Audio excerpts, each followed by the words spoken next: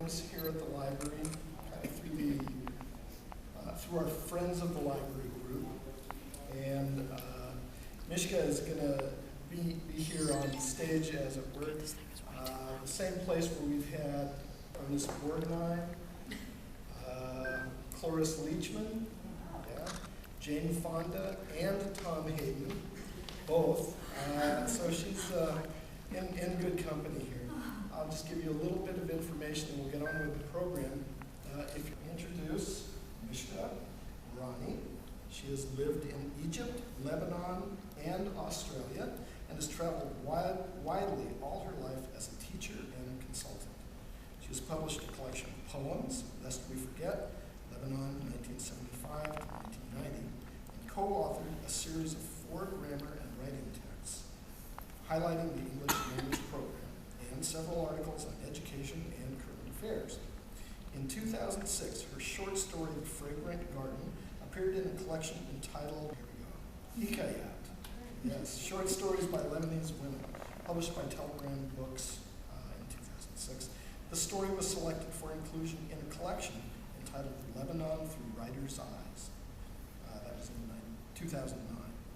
The same year, Dar an-Nahar published Balconies, which you're going to hear about tonight, a Mediterranean memoir. Excerpts from the book have been translated by Aida Haddad and have appeared in the daily Al-Hayat. Most recently, her work has appeared in an anthology published on the occasion of UNESCO naming Beirut the International Book Capital of the World.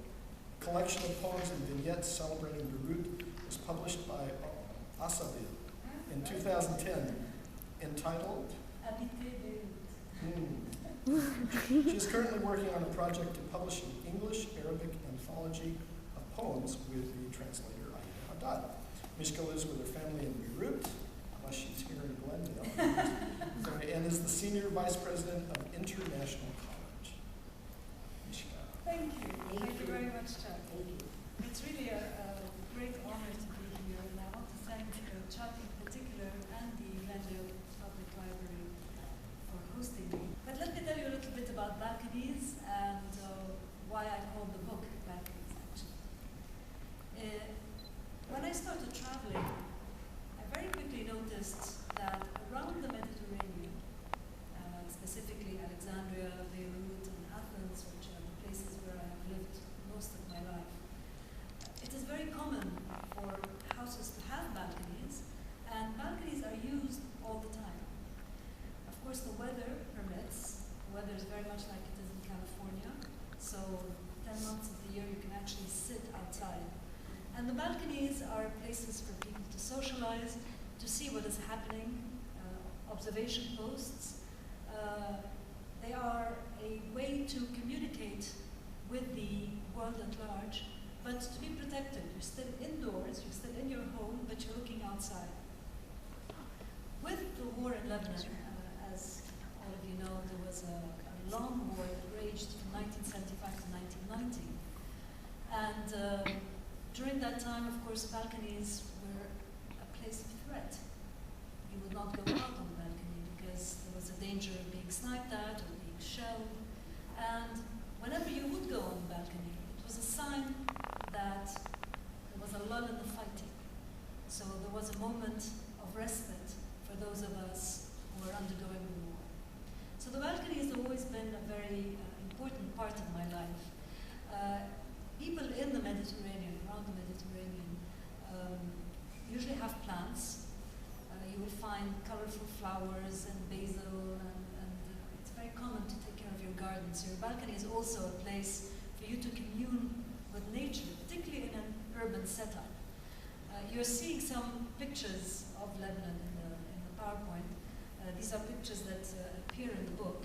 And they're there, these are all pictures that my husband, Paul, and I took over the years. And they are pictures, they actually show you examples of the balconies. Now the idea of this book was to talk about the experience of the war, but also it's not a political book. I did not set out to write a book about the politics of the Middle East. This is a book about the internal lives of people who underwent a war that very often they did not choose. And so every story and every vignette and every poem that appears in the book has as a starting point a balcony where that event took place, or where it was the balcony was a vantage point for me observing that event. I'll start with a vignette entitled January 1958. I am frightened by the thunder. We are in Alexandria. We have just moved to a new apartment at the top of a building with open views on the city. I am not used to the noise of thunder and the flashes of lightning. My grandmother takes my hand and leads me to the balcony door. She stands behind me, puts one hand on my shoulder, points to the threatening sky with her gnarled finger, and says, "There's nothing to worry about. Remember how we were putting all the furniture in here to get the house ready for us? Well, the noise you hear is God moving his furniture around. He's getting his house ready for winter." Her big hand pats my shoulder as she chuckles. That explanation was as plausible to me as it was reassuring. From then on, the rumble of thunder that announced cracks of lightning became a promise that augured security, and somewhere, somehow, meant home. I have never been afraid of thunder or lightning since. It even helped immunize me to the roar and flashes of the shelling that rained on us many years later in Beirut. I'll move to a story, and I have to say, sky with her gnarled finger, and says, "There's nothing to worry about. Remember how we were putting all the furniture in here to get the house ready for us? Well, the noise you hear is God moving his furniture around. He's getting his house ready for winter." Her big hand pats my shoulder as she chuckles. That explanation was as plausible to me as it was reassuring.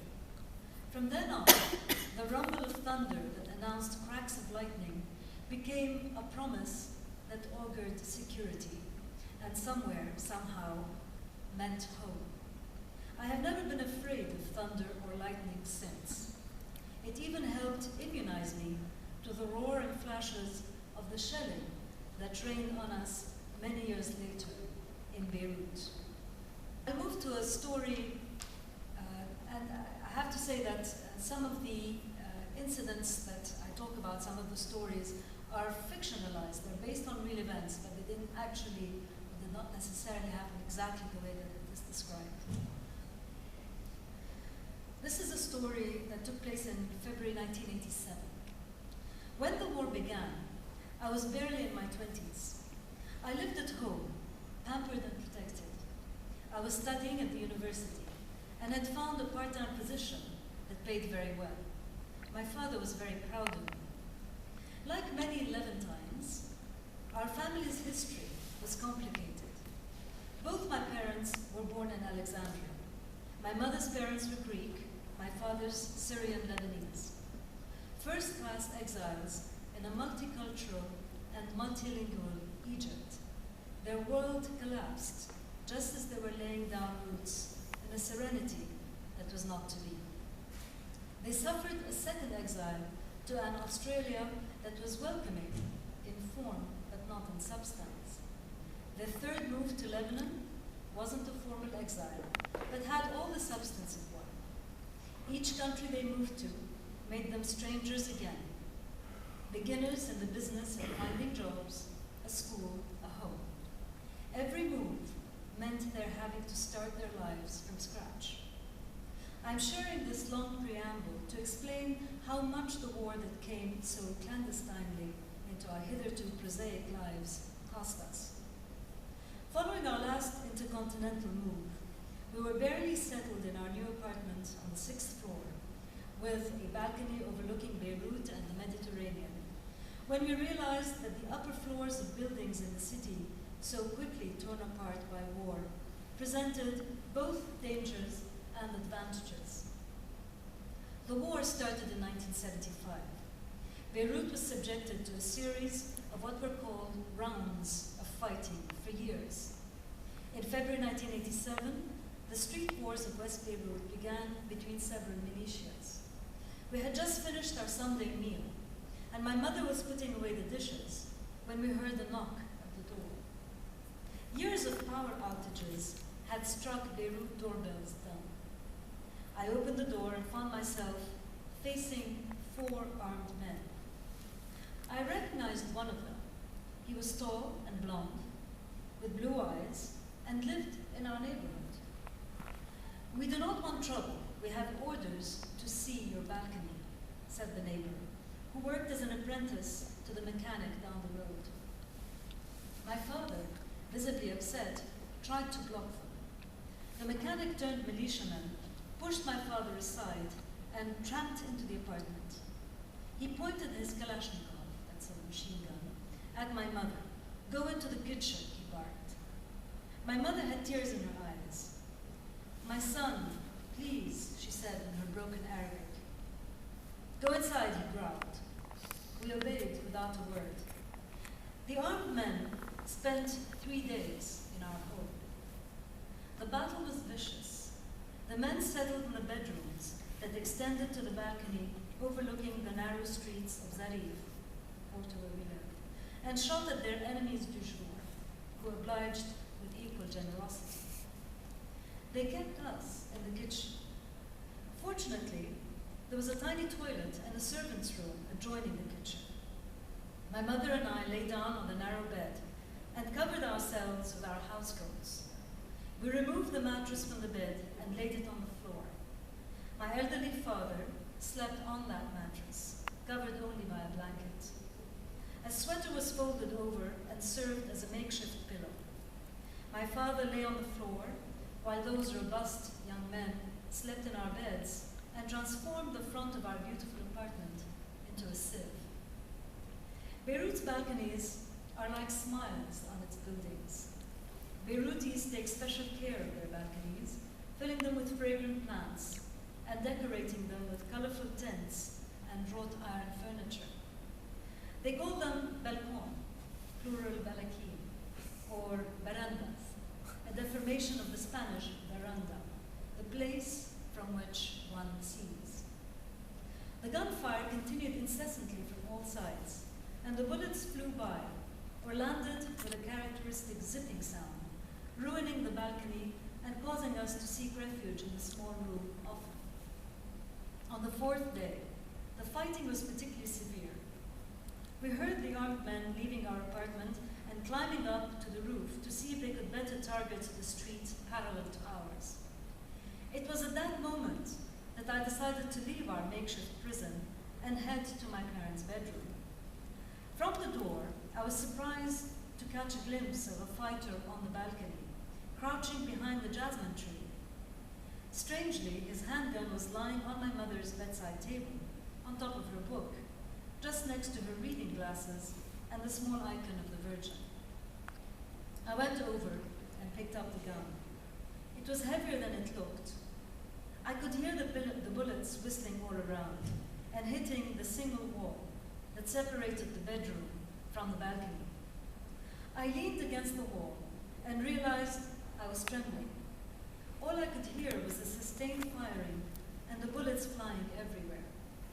I held the gun in both hands and imagined that I raised it, aimed, and shot. I felt I was violently pushed back. I saw the man turn sharply toward me. I saw his green eyes. I felt the heat of the heavy gun and saw the man collapse. But I couldn't do it. I let go of the alien object and rushed back to the kitchen. My mother sat on the cot, my father's arm around her.